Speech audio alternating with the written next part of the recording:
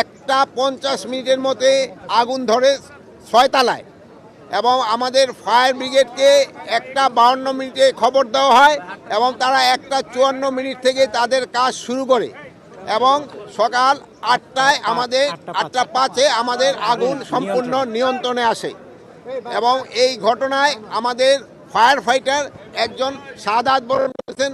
আল্লাহ তাকে বেহেশত নসিব করুক। ইন্না লিল্লাহি ওয়া ইন্না রাজিউন। উনি হলো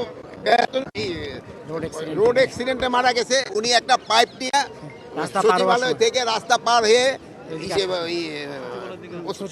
দিকে আসতেছিল, এই সময় একটা ট্রাক তাকে ধাক্কা দিয়ে তারে আহত করেন এবং পরে তারে হসপিটালে নেওয়ার পরে উনি শাহাদাত বরণ করেন, ইন্তেকাল করেন। আর এর সাথেও আরও 2-3 জন সামান্য আহত হয়েছে, তারা সবাই সুস্থ আছে।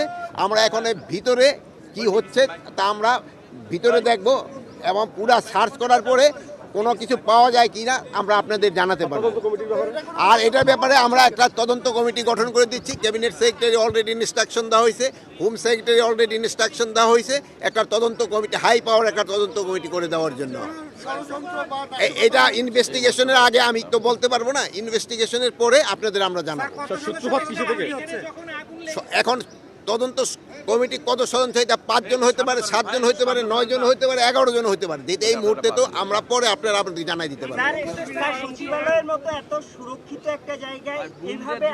শোনেন, অ্যাক্সিডেন্ট তো সব জায়গায় হইতে পারে, এটা তো এই জন্য তো অ্যাক্সিডেন্ট বলা হয়। সচিবালয় হইতে পারে, দেখো তো সচিবালয়ের ভিতরে তো গাড়ি রাখা হয় ফায়ার ব্রিগেডের। ফায়ার সার্ভিসের সঙ্গে ইতিমধ্যে কথা বলছেন স্যার। হ্যাঁ, আপনি স্যার ফায়ার সার্ভিসের সঙ্গে ইতিমধ্যে কথা বলছেন, যারা রাত্রে 1টা থেকে কাজ শুরু করছে তাদের আগুনের উৎস বিষয়ে কিছু বলছে কিনা আপনারা? এটা ইনভেস্টিগেশনের পরে, তদন্তের পরে বলা যায়।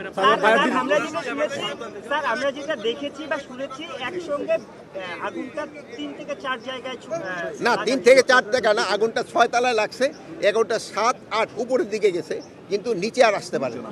প্রাথমিকভাবে আপনারা নাশকতা মনে করছেন কিনা? প্রাথমিকভাবে আমরা বলতে পারবো না, একটা ইনভেস্টিগেশনের পরে আমরা বলতে পারবো।